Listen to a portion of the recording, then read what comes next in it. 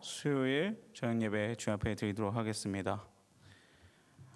전능하사 천지를 만드신 하나님 아버지를 내가 믿사오며 그 외아들 우리 주 예수 그리스도를 믿사오니 이는 성령으로 잉태하사 동정녀 마리아에게 나시고 본디오 빌라도에게 고난을 받으사 십자가에 못 박혀 죽으시고 장사한 지 사흘 만에 죽은 자 가운데서 다시 살아나시며 하늘에 오르사 전능하신 하나님 우편에 앉아 계시다가 저희로서 산 자와 죽은 자를 심판하러 오시니라.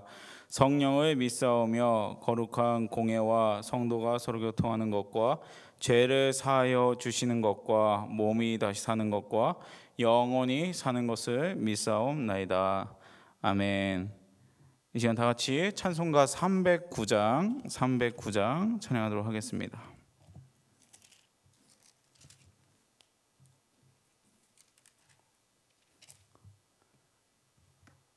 피아노 켜주세요. 309장 찬양하도록 하겠습니다.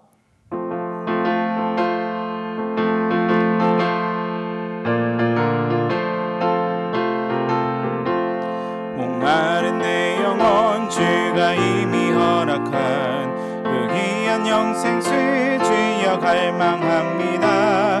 그 약속 따라서 힘써 간구하오니 오 주여 내 기도 어서 들어주소서. 예수의 사랑 예수의 사랑 바다 물결같이 내게 임하니 영광의 물결에 온전히 쌓여서 내 영혼의 기쁨 한량없도다. 주 내게 약속한 금비 내려주시려 은혜의 저그른 건너편에 떠올라 그 귀한 징조가 내게 밝히 보이니 나 힘을 다하여 주께 간구합니다. 예수의 사랑 예수의 사랑 바다 물결같이 내게 임하니 영광의 물결에 온전히 쌓여서 내 영혼의 기쁨 한량없도다. 은혜의 소낙비 지극히 내려 구원의 큰 강물 흘러차고 넘쳐서 내 추한 모든 죄 모두 씻어버리니 나 지금 은혜를 충만하게 받았네. 예수의 사랑 예수의 사랑 바다 물결같이 내게 임하니 영광의 물결에 온전히 쌓여서 내 영혼의 기쁨 한량없도다. 그 차고 넘치는 주의 은혜의 물결 힘차게 밀려와 내게 만족합니다.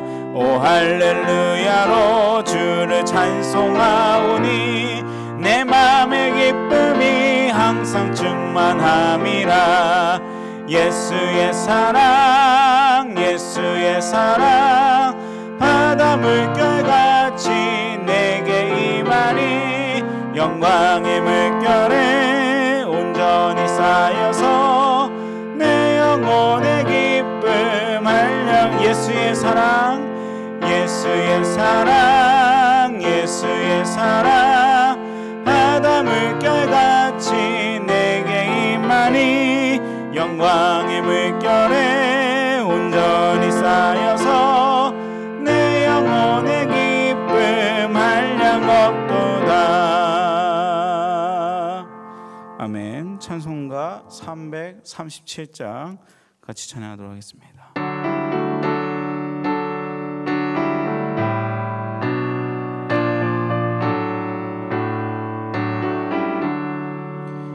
내 모든 시험 무거운 짐을 주 예수 앞에 아뢰이면 근심에 쌓인 날 돌아보사 내 근심 모두 맡으시네. 무거운 짐을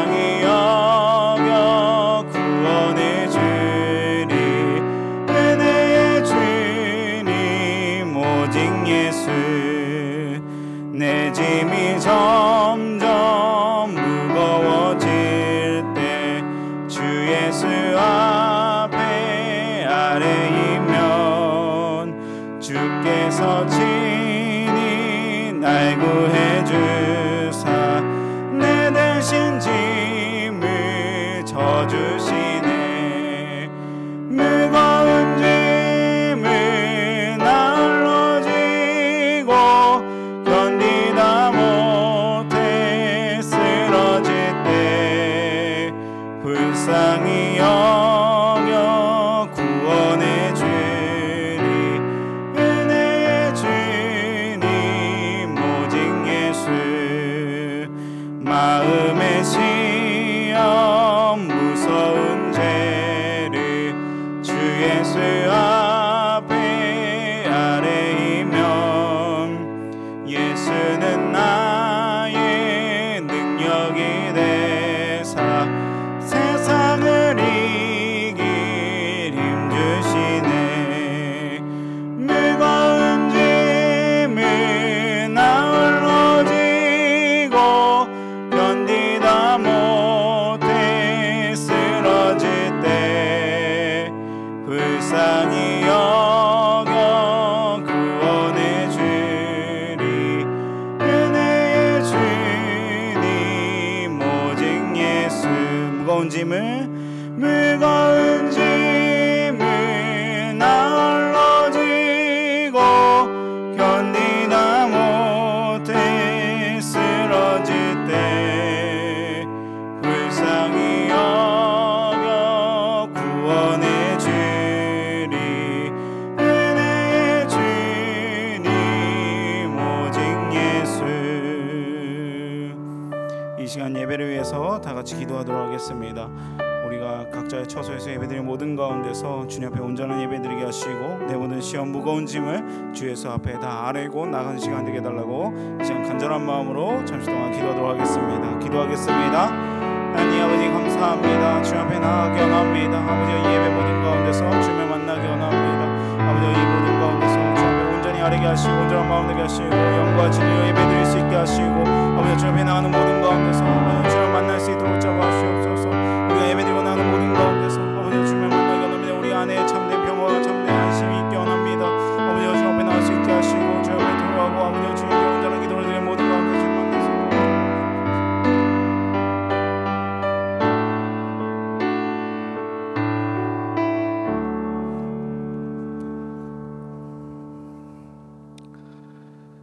사랑의 하나님 아버지 감사합니다.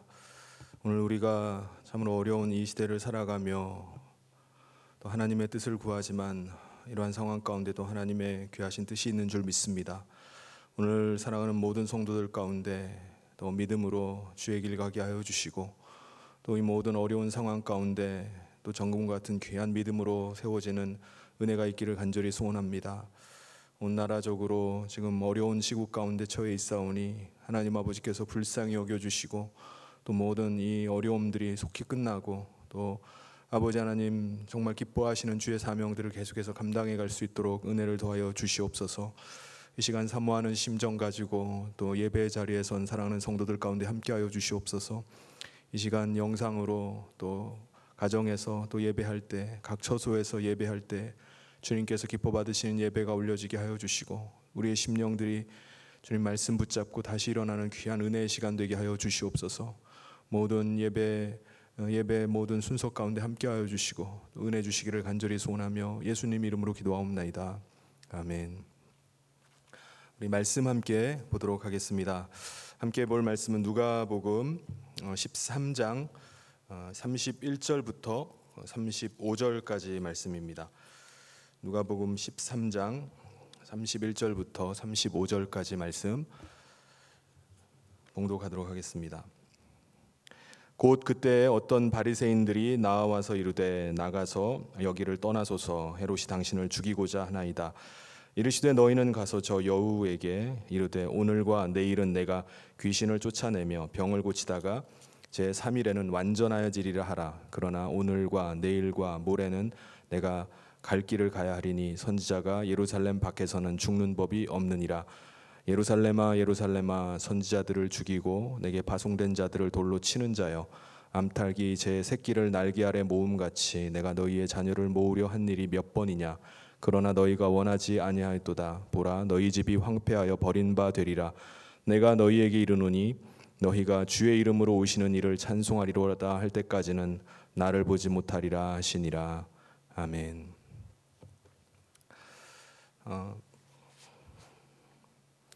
어제 오후 우리 총리가 사회적 거리두기 2단계를 발령해서 오늘 새벽 0시부터 PC방과 클럽이 영업 중지하고 또 교회는 모든 예배를 영상 예배를 하도록 이렇게 했습니다. 갑작스러운 조치는 8월 15일 날 광화문에서 있었던 반정부 집회 참가자들에게 대거 확진자들이 쏟아져 나왔기 때문입니다. 특별히 집회에 적극적으로 참석했던 한 목사님과 또 교회 성도들 가운데 대거 확진자들이 나오면서 수도권 전 지역으로 확산이 염려되는 그러한 상황입니다. 그동안 우리 교회도 정부의 그 방역 조치에 적극적으로 협력해 왔고 또 코로나 상황도 많이 약화되어 가는 가운데 이러한 일이 터져서 너무나 안타깝고 또 더구나 교회에 대한 부정적인 여론이 크게 형성되고 있어서 더욱 마음이 아픕니다. 그런데 이번 상황은 한편으로만 보면 그런데 또 다른 편에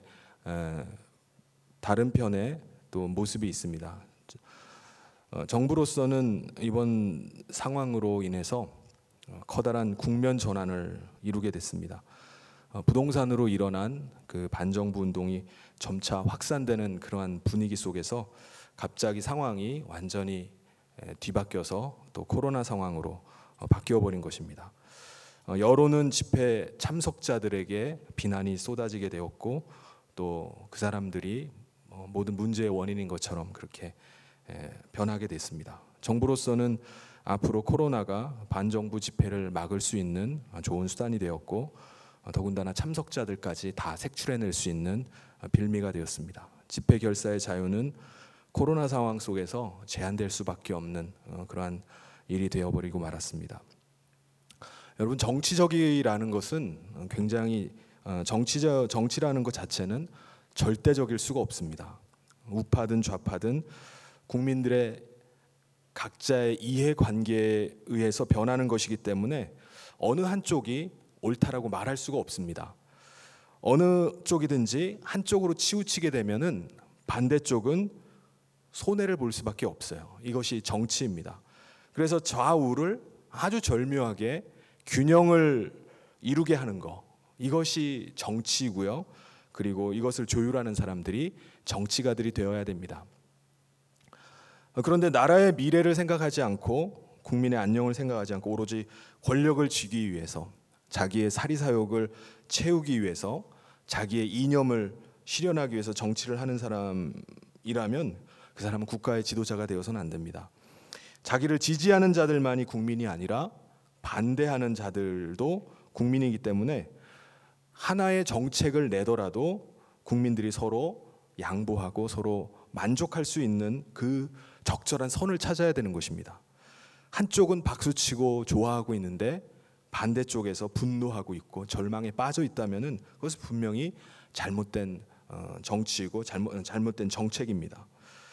성도들은 어떻겠습니까? 성도들도 정치적으로는 다 다를 수가 있습니다. 각자의 처해 있는 입장이 다르기 때문에 신앙과 상관없이 정부 정책을 지지할 수도 있고 반대할 수도 있습니다. 정치적인 견해가 우리 성도들도 다 다를 수 있어요. 다른 입장에 서 있을 수 있습니다. 그런데 지금은 정치적인 견해가 다르면 어떻게 되죠? 서로 원수가 되어버리는 것 같습니다. 나랑 정치 색깔이 다르면은 그 사람을 적대적으로 대해요. 왜 이렇게 서로 정치적인 견해가 다를 수도 있는데 다른 것 가지고 왜 이렇게 서로 적대하고 원수처럼 그렇게 대할까요? 그것이 너무나 한쪽으로 치우쳐 있기 때문에 그렇습니다. 그냥 좌우가 아니라 극좌와 극우로 너무 한쪽으로 치우친 것입니다. 그것이 지금 오늘날 정부의 정책도 극좌 쪽으로 많이 치우쳐 있다는 반증으로 볼 수가 있습니다. 중국 공산당이 집권하고 나서 적폐 세력을 청산한다고 하고 모든 반대하는 사람들을 다 처분을 해버렸습니다. 그리고 나서 한쪽으로만 치우치는 일당 독재를 이루고 있는 것처럼 우리 정부도 계속해서 한쪽으로만 계속 치우친다면은 계속해서 국민들 사이에 분열이 일어날 수밖에 없고, 계속해서 반대쪽에 있는 사람들은 설 자리를 잃어버리고 점점 분열의 길로 갈 수밖에 없습니다. 그렇다면 오늘 우리가 이러한 시대 상황 속에서 우리의 신앙은 어떠해야 되겠습니까? 우리는 어떤 정치적인 견해를 갖고 이 시대를 살아가는 것이 옳겠습니까? 오늘 말씀을 보면은 예수님 당시에도 정치적인 갈등이 있었어요. 정치적 문제가 있었습니다. 그렇다면 당시 예수님께서 사회 지도층과 또 정치가들에 대해서는 어떤 의견을 가지고 있었을까요? 또 그 가운데서 예수님은 어떤 삶을 사셨겠습니까? 이 말씀을 보면서 오늘도 주님이 그 시대를 살아갔던 것처럼 오늘도 주님 그 가신 길들을 우리도 따라가고 또 그렇게 결단하는 은혜가 있는 귀한 시간 되기를 주님의 이름으로 축원합니다. 예수님께서 이 땅에 사시는 동안에 예수님이 싫어하는 사람이 있었을까요? 어떻게 사랑의 주님이 싫어하는 사람이 있었을까라고 생각할 수도 있지만 예수님은 싫어하는 사람이 있었습니다. 위선자를 싫어하셨어요. 겉과 속이 다른 사람, 겉으로는 경건한 척하고 거룩한 척하는데 속으로는 온갖 악독과 탐욕이 가득한 사람, 이 사람을 예수님이 아주 싫어하셨습니다. 대표적인 사람들이 누가 있죠? 정치인들이 그러죠. 정치인들은 모든 말하는 것이 다 정치적입니다. 겉과 속이 달라요. 그리고 그 당시에 사회적인 영향력을 나타냈던 바리새인들이 그랬습니다. 그래서 예수님은 바리새인들을 향해서 독사의 새끼들이라 이렇게 말씀하셨습니다. 그들을 향해서 너희들은 회칠한 무덤이다. 겉은 회칠을 해가서 번들을 하지만은 속에는 썩은 시신들, 썩은 뼈가 나뒹굴고 있는 은큼한 사람들이다라고 책망하십니다. 헤롯 안티파스 같은 분봉 왕 같은 경우는 예수님께서 뭐라고 말씀하셨느냐? 여우라고 이렇게 여우 같은 놈이라고 이렇게 말씀하셨습니다. 오늘 말씀에 보면은 예수님께서 싫어하셨던 사람들이 오늘 말씀에 다 나옵니다. 31절에 보면은 곧 그때 어떤 바리새인들이 와서 이르되 나가서 여기를 떠나소서 헤롯이 당신을 죽이고자 하나이다. 지금 이 상황이 어떤 상황이죠? 예수님께서 예루살렘으로 올라가시는 길입니다. 근데 바리새인들이 찾아와 가지고 예수님께 말하는 거예요. 지금 예수님이 갈릴리에서 예루살렘으로 가는 길에 헤롯 분봉 왕이 당신을 지금 죽이려고 합니다. 그러니까 속히 떠나야 됩니다 라고 지금 이야기를 해줍니다. 지금 바리새인들이 예수님께 왕의 암살 정보를 알려준 거예요. 그러니까 얼마나 고마운 일입니까? 죽을 뻔한 거를 살려주는 일입니다. 그런데 예수님은 그 이야기를 듣고 이 바리새인들이 고맙다는 말은 한마디도 하지 않고 아주 냉랭하게 이렇게 대답하십니다. 32절에 이르시되 너희는 가서 저 여우에게 이르되 오늘과 내일은 내가 귀신을 쫓아내며 병을 고치다가 제3일에는 완전하여지리라 하라. 여우에게 일러라. 그 여우가 누구죠? 헤롯 왕입니다. 헤롯 안티파스입니다. 예부터 여우라고 말하면은요 세계 공통이에요. 아주 교활하고 간교한 짐승이 여우입니다. 성경에도 보면은 속이고 자기 배만 불리는 사람들을 불렸던 그 교활한 선지자들을 여우들이라고 이렇게 말합니다. 여우라고 말해요. 그러니까 이 헤롯이 얼마나 교활하고 간교한지 예수님께서도 그를 가리켜서 여우 같은 놈이라고 말씀하셨던 것입니다. 정확히 말하면은 이 헤롯은요 갈릴리와 요단강 동쪽 지방 베레아 지방을 다스리던 분봉 왕이었습니다. 다른 말로 하면 성주였어요. 헤롯 안티파스를 이제 헤롯이라고 말하는 겁니다. 예수님께서 베들레헴에서 태어나셨을 때 당시에 통치하고 있던 왕이 헤롯 대왕이었습니다. 헤롯 대왕이 AD 4세기에 이제 죽고 나자 그의 배다른 아들이 5명이 있었어요. 그 중에 세 아들이 이 갈릴리와 유대 지역을 이스라엘 지역을 분할을 해가지고 통치를 했습니다. 장남 아켈라우스는 요단강 남서쪽에 유다와 사마리아 이두메를 통치하고요. 그 다음에 차남인 헤롯 안티파스, 오늘 말씀에 나온 이 안티파스는요 갈릴리 근방 그리고 요단강 동쪽 베레아 지방을 통치를 했습니다. 그리고 다섯 번째 아들이 헤롯 빌립인데 이 사람은 갈릴리 북동쪽 지역을 통치를 하는 왕이었어요. 근데 장남 아켈라우스가 정치를 잘 못했습니다.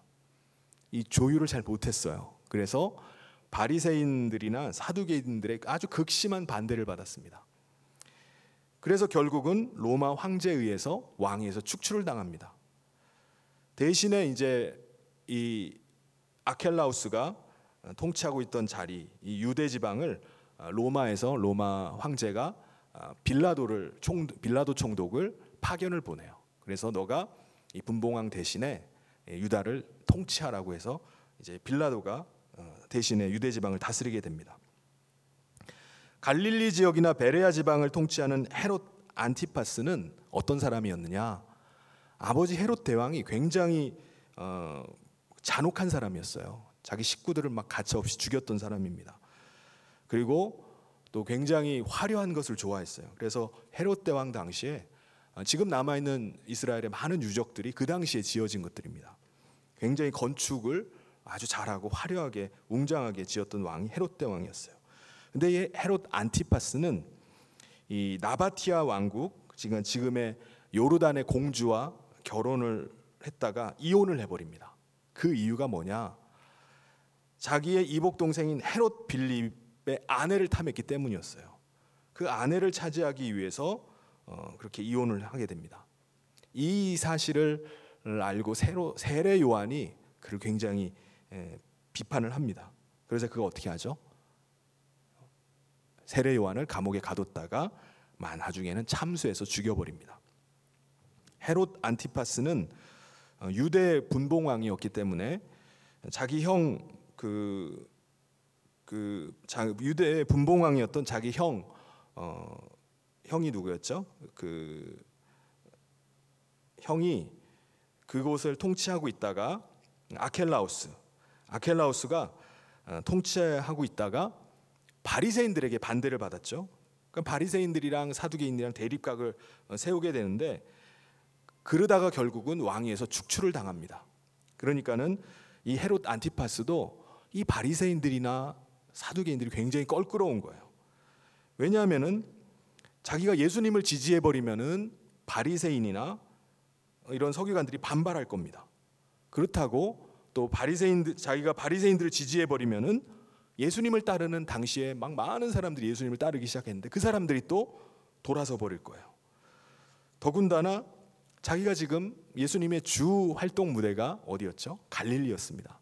그 갈릴리에서 문제가 터지게 되면은 자기가 관할 구역에서 문제가 터지면 자기가 그 책임을 다 져야 되는 것입니다. 그래서 헤롯 안티파스는 자기가 직접 나서지 않으면서 이 문제를 해결하기 위해서 바리새인들을 이용했던 것입니다.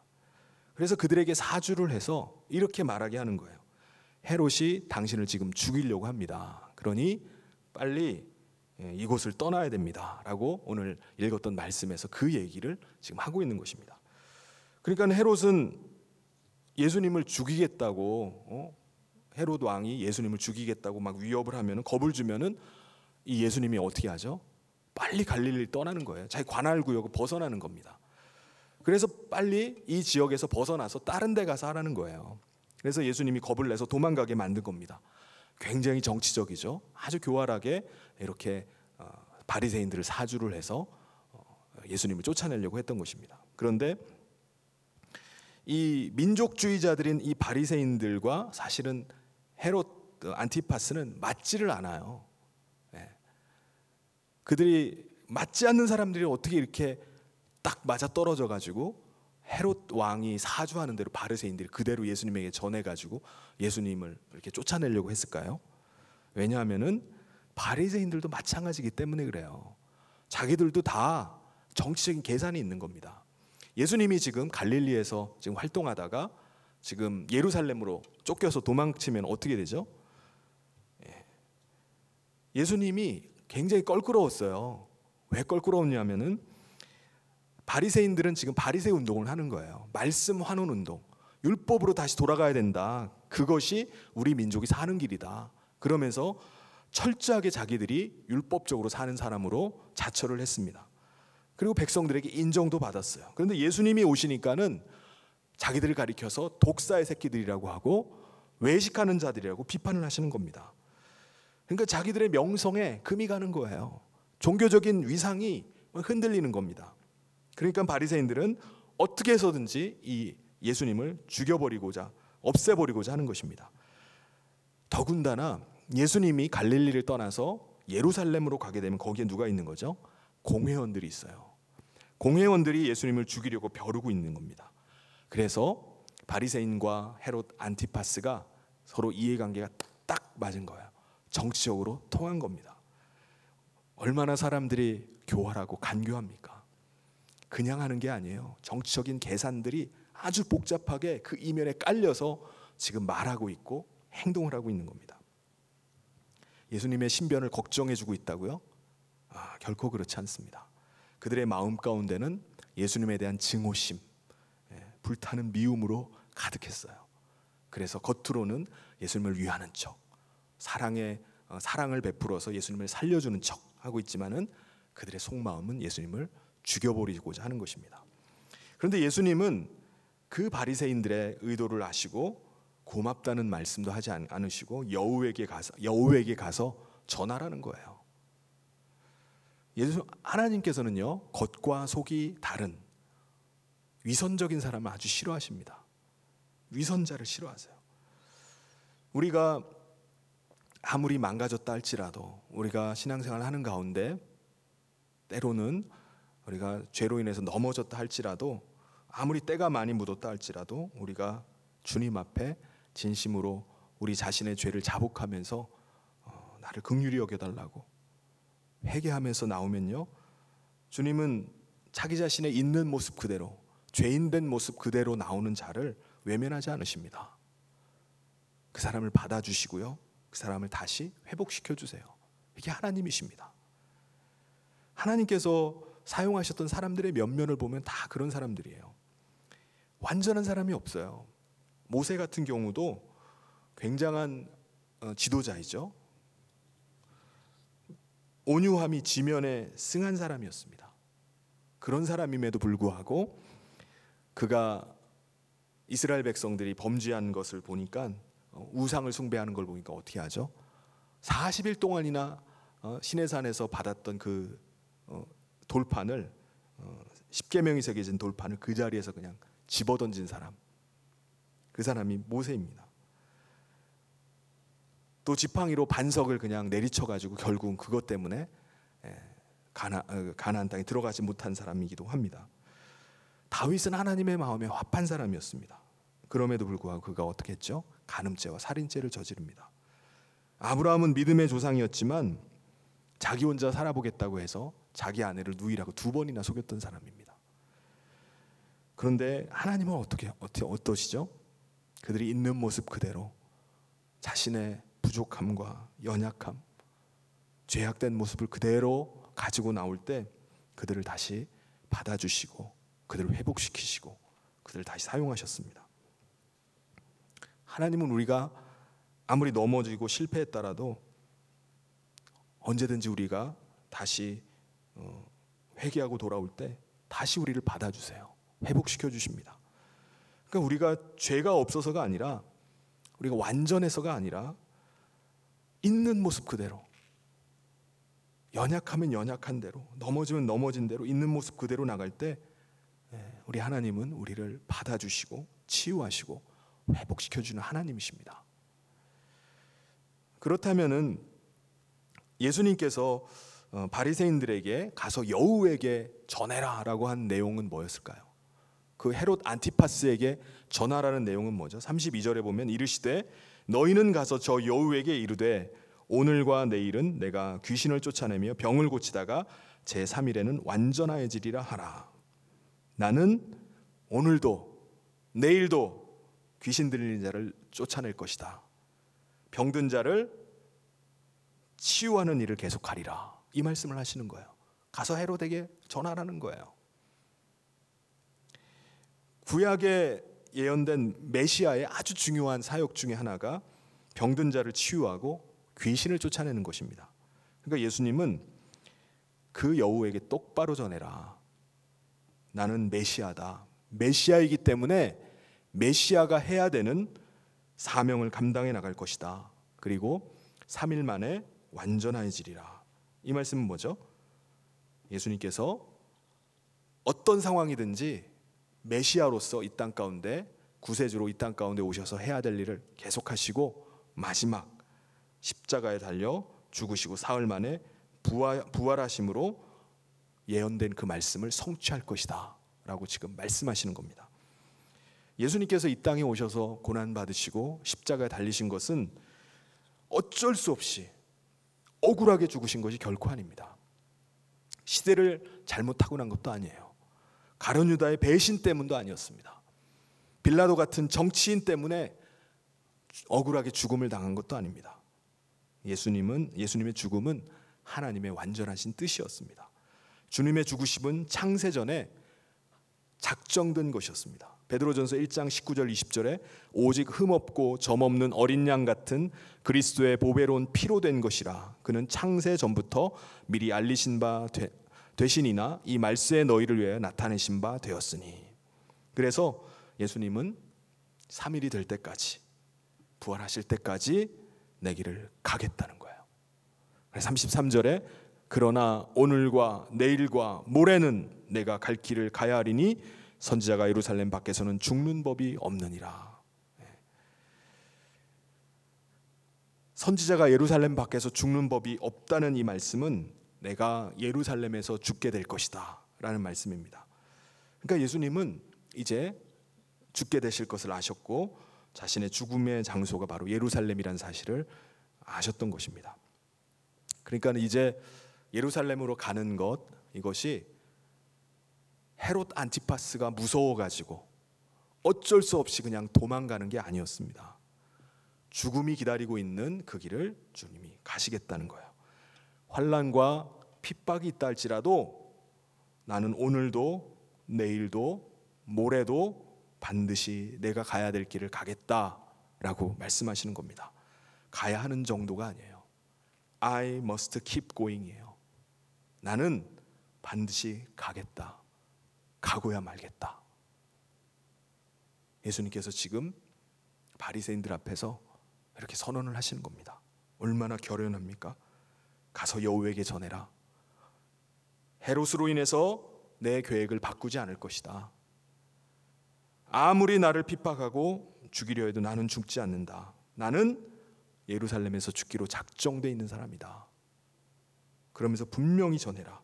나는 오늘도 내일도 모레도 병든 자를 고칠 것이다. 귀신 들린 자에게서 귀신을 쫓아낼 것이다. 아무리 힘들고 어려워도 피와 땀과 눈물이 있는 길이라 할지라도 아버지께서 맡겨주신 사명을 감당하고 그 길을 나는 가겠다. 그거를 전해라 라고 말씀하시는 겁니다. 예수님은 공생의 3년을 그렇게 사셨어요. 공생의 초기에는 사단의 집중적인 공격을 받으셨습니다. 때로는 사람들이 왕 삼으려고 예수님을 유혹하기도 했어요. 제자들은 결정적인 순간에 배신을 합니다. 종교 지도자들은 끊임없이 예수님을 살해하려고 위협을 합니다. 그럴지라도 예수님의 중심은 흔들리지 않았어요. 변하지 않았습니다.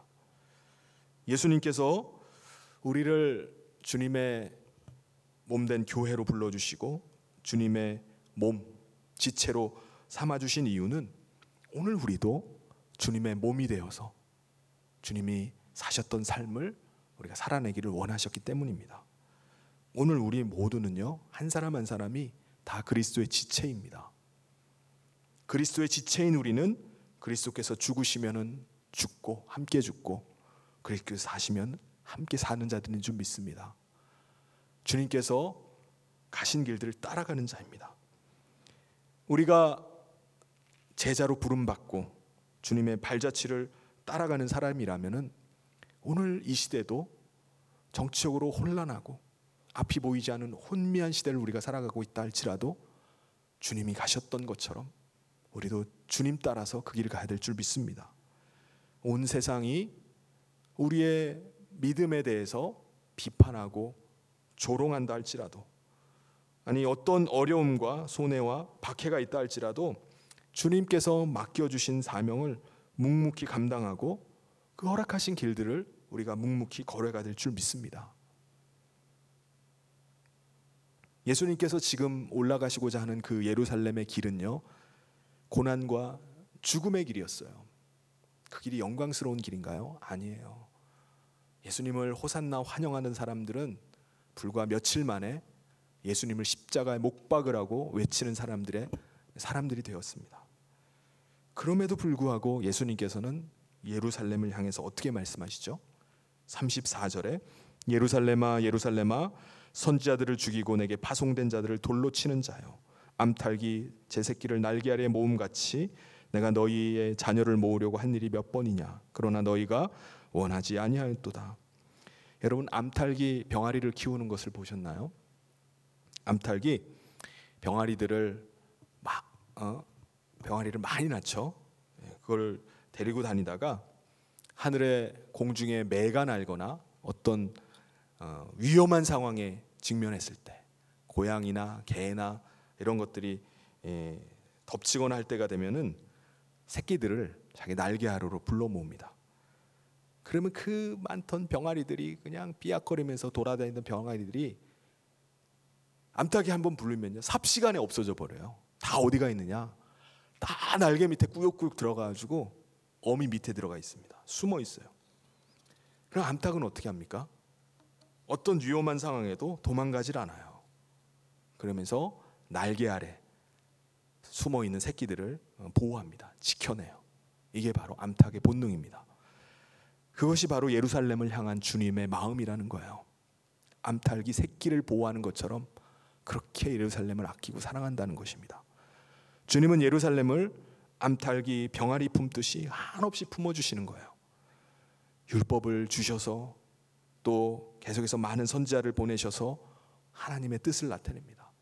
그들을 향한 하나님의 사랑을 계속 나타내요. 그런데도 불구하고 유대의 정치 지도자나 종교 지도자들은 그때마다 하나님의 말씀을 나타냈던 선지자들을 죽여버립니다. 마침내 하나님의 아들이 오셨음에도 불구하고 그를 배척하고 죽이려고 하는 것입니다.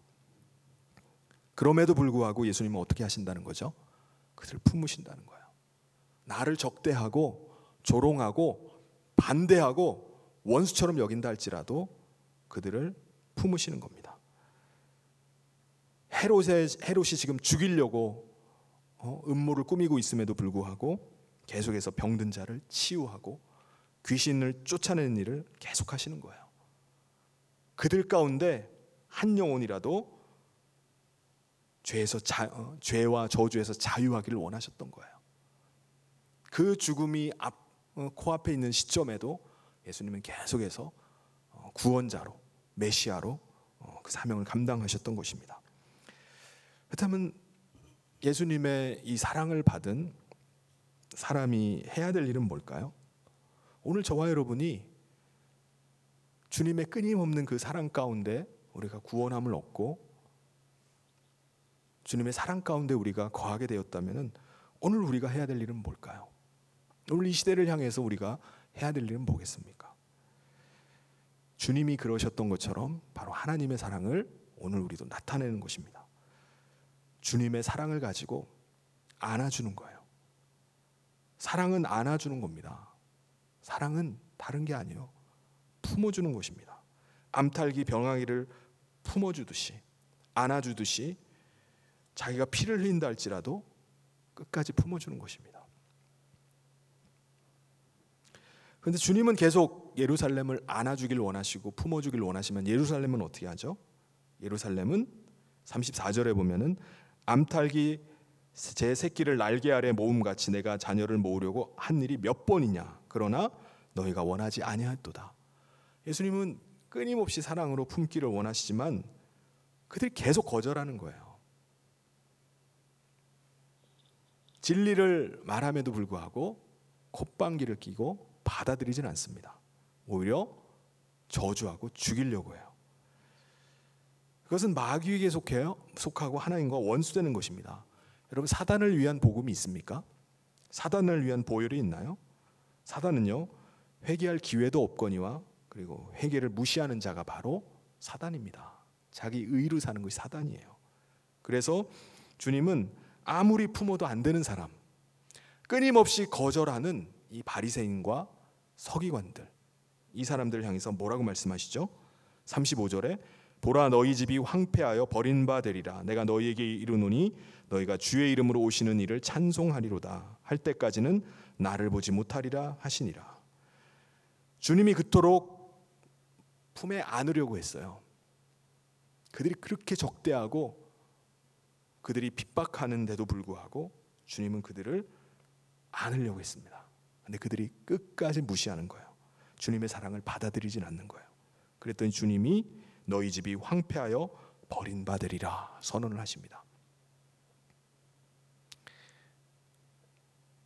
마지막 심판을 선언을 하시는 거예요.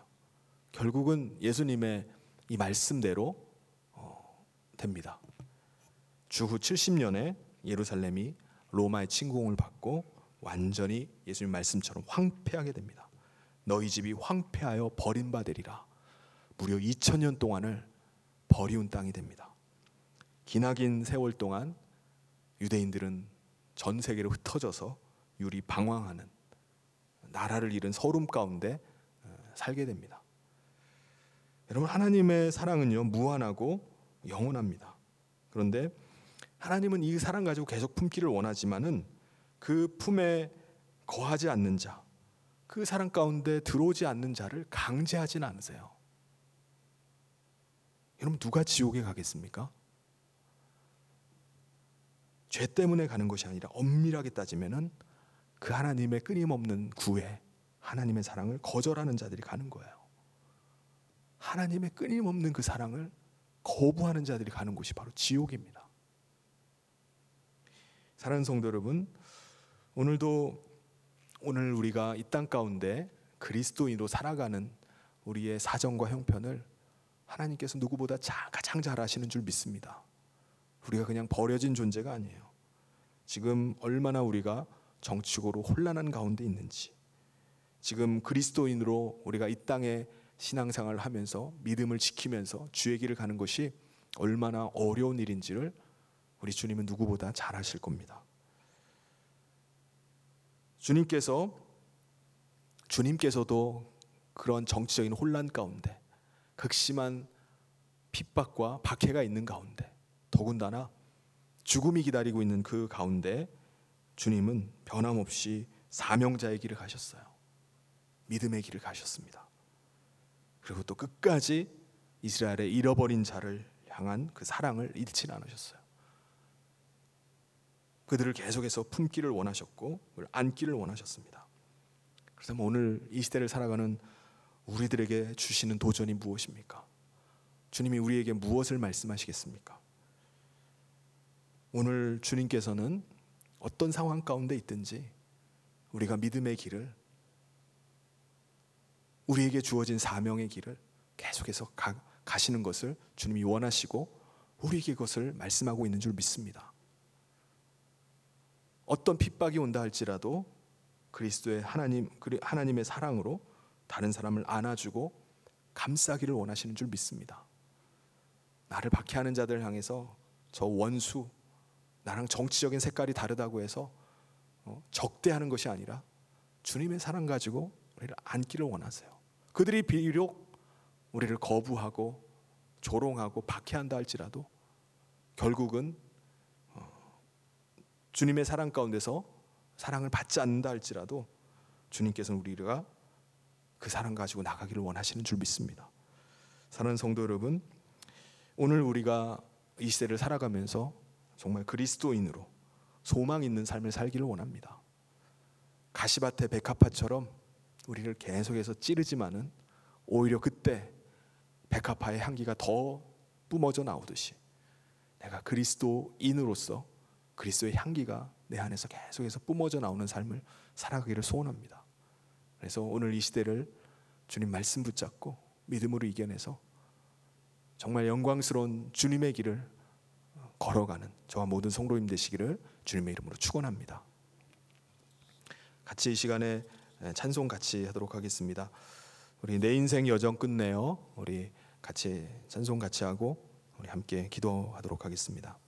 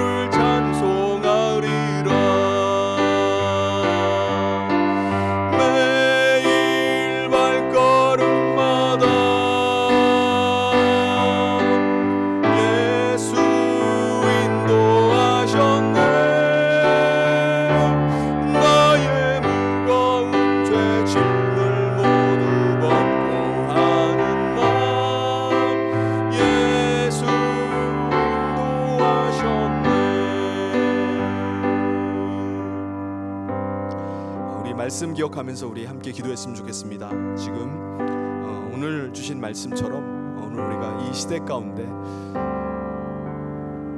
시대의 상황이 어떤 상황 가운데 있다 할지라도 이 대세의 흐름에 그냥 휘둘리는 것이 아니라 주님이 내가 오늘도 내일도 모레도 주의 길을 가겠다, 메시아의 길을 가겠다고 말씀한 것처럼 오늘 우리가 주님께서 우리에게 주신 그 사명의 길로 가게 해주십시오. 믿음의 길로 가게 해주십시오. 그리고 우리가 여러 가지 핍박 가운데 있다 할지라도 비난과 조롱이 있다 할지라도 거기에 부안해동하고 흔들리는 것이 아니라 하나님 오히려 더 사랑으로 품게 해주십시오. 사랑으로 안게 해달라고 이 시간 인내하면서 믿음으로 나가게 해달라고 같이 오늘 말씀 기억하면서 함께 합심해서 기도하도록 하겠습니다. 하나님 아버지, 오늘 우리 가운데 여러 가지 시험이 있고 또 어려움이 있고 지금 그 어느 때보다 코로나19로 인하여서 많은 사람들이 힘겨워하는 가운데 있습니다. 하나님 불쌍히 여겨주시옵소서. 아버지, 하나님께서 이 땅에 그리스도인으로 살아가는 것이 아버지 여러 가지 핍박이 있고 또 사람들의 조롱과 비난이 있다 할지라도 우리가 이 시대를 이기며 믿음으로 나가게 하여 주시고 주님이 오늘도 내일도 모레도 메시아의 길을 가겠다고 말씀한 것처럼 오늘도 주님의 길을 가게 하여 주시옵소서. 이 시대를 주님의 사랑 가지고 가게 하여 주시옵소서. 주께서 불쌍히 여겨주시기를 간절히 소원합니다. 주의 성령께서 은혜를 부어 주시옵소서. 하나님 함께하여 주시옵소서. 우리 나라를 위해서 같이 기도했으면 좋겠습니다. 지금 이 나라가 그 어느 때보다 정치적으로 너무나 극과 극을 치닫고 있습니다. 정부가 내놓은 여러 가지 정책들을 내놓을 때마다 온 나라가 분열하게 됩니다. 싸우게 돼요. 적대하게 됩니다. 원수가 돼버려요. 하나님, 이 나라를 좀 불쌍히 여겨주십시오. 이 나라의 정치인들이 정말 이 나라를, 미래를 생각하고 온 국민이 화합하고 하나 되는 정치를 하게 해주십시오. 정말 모든 사람들이 골고루 만족하고 모든 사람들이 함께 가는 이 나라가 되기를 원합니다. 이 나라를 위해서, 정치 지도자를 위해서 이 시간 같이 합심해서 기도하도록 하겠습니다. 하나님 아버지 하나님께서 은혜 주시기를 원합니다. 오늘 이 시대 속에 정치인 갈등이 극심하고 분열이 아버지 일어나는 가운데 우리가 살아가고 있습니다.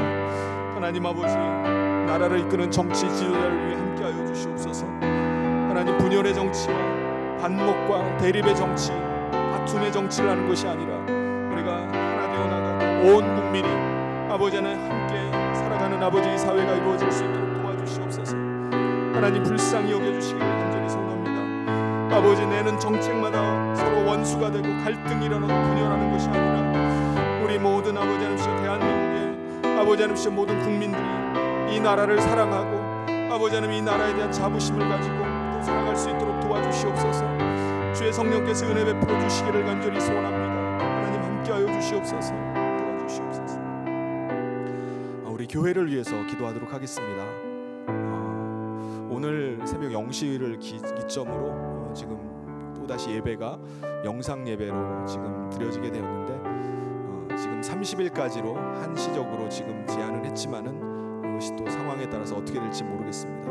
하나님께서 이 가운데 우리 교회가 이때 더 기도하고 또 말씀 가운데 깨어서 우리가 더 온전하게 서는 시간이 되기를 위해서, 그리고 더 믿음 가운데 흔들리지 않고 더 견고하게 서는 이 귀한 시간 되게 해달라고 이 시간 같이 교회를 위해서 또 예배를 위해서 함께 기도하도록 하겠습니다. 하나님 아버지 하나님의 긍휼하신 은혜를 구합니다. 하나님, 이 나라가 또 코로나 바이러스가 확산됨으로 인해서 아버지 하나님, 지금 예배가 영상 예배로 지금 전환하게 되었습니다. 하나님 아버지께서 불쌍히 여겨주시옵소서. 지금 정부의 이러한 아버지 다급한 시책에 따를 수밖에 없는 아버지 이 상황 가운데 우리가 아버지 교회가 더 솔선수범하고 더 모범이 되게 하여 주시고, 아버지 이 시대 속에서 믿음 잃지 않도록 도와주시기를 간절히 소원합니다. 주의 성령께서 은혜 베풀어 주시고 함께하여 주시옵소서. 아버지 하나님께서 붙잡아 주시기를 간절히 소원합니다. 아버지 하나님, 사랑하는 모든 성도들 정말 온전히 더 하나님의 예배를 사모하고 더 갈급한 심령되어 엎드릴 수 있도록 도와주시옵소서. 주님이 함께하여 주시옵소서. 하나님 아버지, 오늘 이 시대 속에 주님께서 말씀하셨던 것처럼 오늘 우리가 어떤 상황 가운데 있다 할지라도 믿음의 길을 또 사명의 길을 가게 하여 주시옵소서. 우리를 적대하고 또 비난하고 조롱하는 자들을 향해서 우리가 안고 또 품고 나갈 수 있는 저희들 될 수 있도록 인도하여 주시옵소서. 그리하여서 이러한 시대 속에 정말 우리가 믿음으로 주의 길을 가고 또 주님의 뜻들을 이루어가는 우리 믿는 그리스도인 될 수 있도록 주님이 함께하여 주시옵소서. 여러 가지 힘겹고 어려운 상황 속에 있지만 주님께서 암탉이 새끼를 날개 아래 품어 보호하듯이 우리 사랑하는 모든 성도들을 품어주시고 붙잡아 주시옵소서. 함께 하시길 간절히 소원하며 예수님 이름으로 기도하옵나이다. 아멘. 광고 말씀드리겠습니다. 지금 우리 그 공적인 예배들이 오늘부로 해서 30일까지 영상으로 예배를 드리도록 하겠습니다.